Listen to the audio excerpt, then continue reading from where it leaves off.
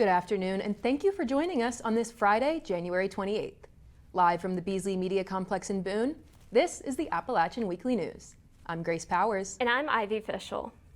Ivy, I was checking out my weather app today, and I saw we're due for some snow tonight. Yeah, our correspondent, Zenaira Maureen Lopez, is outside. Zenaira, what more can you tell us about that?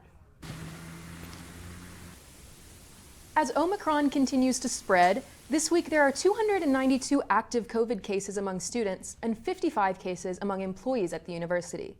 Overall, that's an increase of 171 cases from last week. COVID testing is available every Tuesday through Thursday from noon to 4 at Legends. If you're looking to get vaccinated or boosted, make your appointment at Student Health Services to receive a $50 Amazon gift card. In addition, every home in the U.S. is eligible to receive 4 free at-home tests through the U.S. Postal Service. To order your tests, go to covidtests.gov. This week, the North Carolina Department of Transportation began a major bridge replacement project on the NC 105 bridge over Watauga River. The project is supposed to take place over 3 year-long phases. Over the next few months, you may experience heavy traffic and lane closures around the NC 105, Broadstone Road, and Tweedsey Road. Officials have developed a schedule to accommodate motorists during peak traffic times. The schedule includes lane closures that will take place from 9 a.m. to 4 p.m. and 7 p.m. to 6 a.m. on Monday through Thursday. Weekends will only allow for nightly lane closures. In September, we brought you a story regarding the arrest of a teenager who called in a bomb threat to Watauga High School in December of 2020. This week, 18-year-old Manitoba, Canada resident Sean Arthur Murdoch was charged with 2 counts of public mischief, as well as 2 counts of mischief in relation to the bomb threat incident. Murdoch is being tried as an adult and is also being investigated for 6 other bomb threat incidents in schools across the U.S. Canadian police say that Murdoch's next court appearance is February 8th. Lee Collette, the president of the night vision equipment manufacturing company Nightline Incorporated, has been recognized by the Boone Town Council for donating nearly $22,000 of night vision equipment to Boone Fire and Boone Police. The donated equipment contains a set of night vision goggles and 6 units of infrared equipment. The equipment has many uses for Boone's fire and police departments, including assistance in searching for missing people. App State recently received approval to offer an online Bachelor of Science degree in veterinary technology. Our correspondent Shannon Pendleton has more. Do you love animals? Do you have an interest in making sure animals are well taken care of? Do you have an interest in veterinary medicine?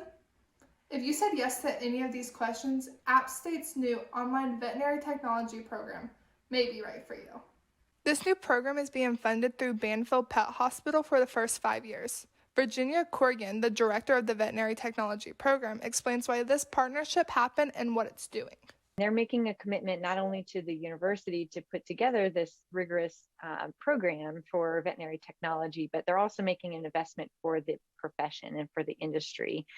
There's a significant shortage currently for veterinary technicians and veterinarians in the market, for veterinary care service. Students in this program can expect to learn and experience a variety of subjects. Jennifer Serling, the assistant director of this program, talks about what students can expect to take out of the courses. Field is small animals, so a good majority of it does, encompass that, but they're also going to be learning not just about, handling and medicine, but they're also going to be learning life skills and management techniques. They have electives that they can choose depending on, kind of what track they feel that they want to get into. It really encompasses everything because as veterinarians and veterinary technicians, we need to know not just dog and cat, but you need to learn rodent and equine and, bovine and all of that. So they get everything. While this is an online program, students will be expected to earn 240 hours through clinical internships from wherever they are located.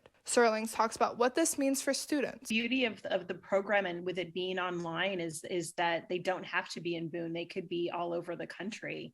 Banfield has, thousands and thousands of hospitals located all around the United States. So they could, theoretically be wherever. This new program is set to start this August and is open to first year and transfer students. For the Appalachian Weekly News, I'm Shannon Pendleton. We experienced some technical difficulties, but our correspondent, Zenaira Maureen Lopez, is back to tell us about the winter weather coming this weekend. Zanira, what more can you tell us about Grace that? and Ivy. As you can see, we still have some snow left over from the snowstorm that we had just 2 weeks ago, and we're expected to get even more tonight.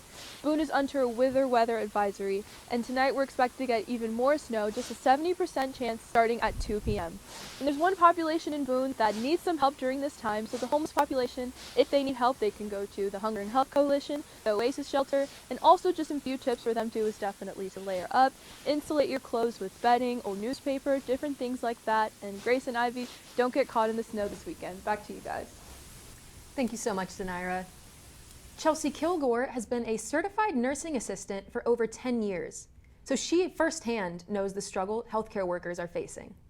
That's why she created her Adopt a Healthcare Worker fundraiser as a fun new way for the community to show their appreciation. For a donation of $7.50, Kilgore provides local healthcare workers with a reusable cup filled with candy, stickers, and other goodies to brighten their day. So far, 174 healthcare workers have been adopted. On the fundraiser's Facebook page, she writes, "I'm so excited to deliver these cups filled with goodies to our hardworking frontline medical heroes. Our health department, doctor's offices, hospital, urgent care, specialty care, all need to know how much they mean to their community." There's one more week left to donate to the fundraiser, so visit the Adopt a Healthcare Worker fundraiser page on Facebook to contribute. Dr. Shuai Zhang, a research assistant professor in App State's Department of Reading Education and Special Education, received the Servant's Heart Award from Watauga County Schools. The award is the Board of Education's most esteemed honor, recognizing excellent service and leadership from those in the community. Dr. Zhang dedicates 12 hours of his time each week tutoring students both online and in person at Blowing Rock School. He aims to make a direct impact on children's reading growth as he becomes an influential scholar in the early literacy field. This week, the town celebrated a very important birthday. On Sunday the 23rd, the town of Boone turned 150 years old. Way back in 1872, Boone was officially chartered as a town. And just think about all the amazing history and community that's changed our town throughout the years. Boone 150 is the town's year-long series of festivities honoring our town's anniversary. And there's no shortage of ways to celebrate. The Jones House is hosting the historical exhibit Becoming Boone. Watauga Public Library is hosting their year-long Boone Reads Together program. And the town even committed to planting 150 new trees. You can also pick up a Boone 150 wall calendar at the Jones House with historic images of our town. For more info on upcoming events, check out boone150.com. Get ready to hit the slopes, App State. This winter, Appalachian Ski Mountain is offering the students of Appalachian State University discounts on lift tickets, group lessons, and equipment rentals. These discounted ASU ride nights will take place on Friday nights, January 28th, February 11th, February 25th, and March 18th from 4 p.m. to midnight. The discounted ASU slope tickets are $16, group lessons are $10, and equipment rental packages are $16. Online reservations are required this season and can be made at appskimtn.com. Students can use the code ASU 2022 during the reservation process, and student ID is required for ticket pickup. For more information, contact Appalachian Ski Mountain or ASU Outdoor Programs. Blue Ridge Women in Agriculture is hosting Queer Farmers Day at Boone's Winter Farmers Market tomorrow from 9 a.m. to noon. Traditional agricultural communities may not have always been accepting of the LGBTQ community, and this event is working to change that attitude. This day is meant to celebrate queerness as an asset in farming and cultivate an environment where people don't have to separate their identities as queer people and as farmers. Of course, we want queer people to come to the market, but you can't just invite people to a space that isn't like where they're not already thought of, We're challenging what we're already seeing in that room, we're actively questioning the space of the farmers market, even and the practices that go along with farming and the culture. Queer Farmers Day has plenty of activities for all ages and identities, including artist vendors, queer farmers trivia, storytelling, and queering farming activity. The event is taking place at Boone's Winter Farmers Market, located in the Watauga Agricultural Conference Center. The 6th annual High Country Economic Kickoff took place last Thursday, January 20th. This year's awards were sponsored by the Watauga County Economic Development Commission. Members of the community and the Chamber nominated 24 different high country businesses. The winners were selected by the Chamber's Business Development Committee.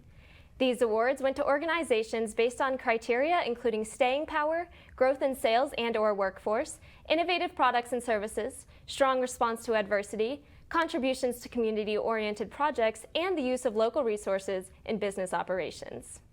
I think it's important to note that the three businesses that we honored this year are very reminiscent of what the typical high country small business looks like. So 85% of the businesses in our community have 15 or less employees. And of that 85%, about another 80% of those have 10 or less. So you're looking at that 10 to 15 person business being really the snapshot of what business looks like here. The Small Business Award went to Boone Mall's Main Habit Salon. The Large Business Award went to the local garden center Mustard Seed Market, and a new local soccer team known as the Appalachian Football Club took home the Startup Business Award. Get ready, NASCAR fans, because according to Speedway Motorsports President Mark Smith, the future is bright for North Wilkesboro Speedway. Despite a few select races in 2010 and 2011, it's been collecting dust since it's closed in 1996. But last Thursday night at the Wilkes County Chamber of Commerce's 75th membership celebration, Smith let us in on his vision for the Speedway. He said, quote, "There's a great opportunity to revive this fantastic venue, to be not just a racetrack, but a place that can host lots of events, a place that people will come from far away and enjoy the community, enjoy the region, and enjoy special events," end quote. Smith said he envisions holding concerts and other entertainment in addition to motorsports. So NASCAR fan or not, we all have something to look forward to.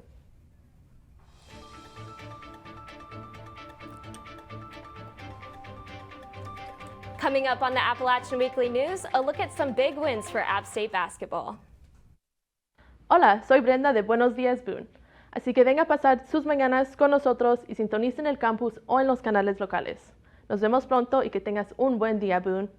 See you soon and have a good day.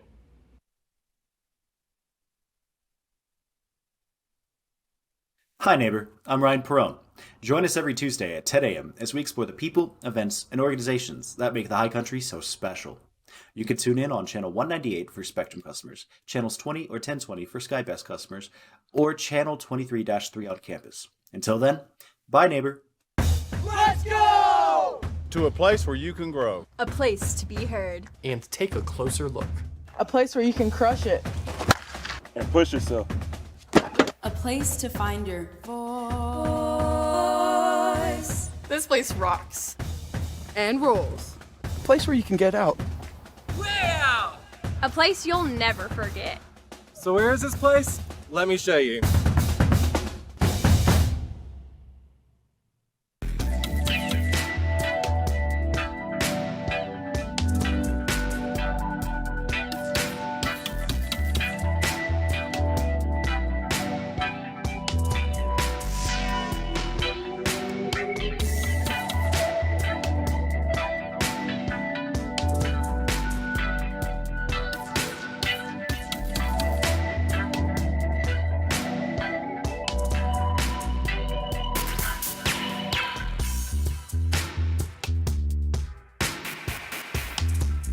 AppTV's original gaming news channel Pixel Peak is back for more great content. We're very excited to be kicking off our 7th season here and continuing news on the gaming industry. Each week, 4 hand-selected gaming-related news stories will be covered along with an analysis segment of either Xbox, PlayStation, PC, or Nintendo, and finally is wrapped up with a game review. If you're interested in gaming news, be sure to watch us at apptv.com or any of these channels every Wednesday. Thank you for stopping by, and we hope to see you here on Pixel Peak.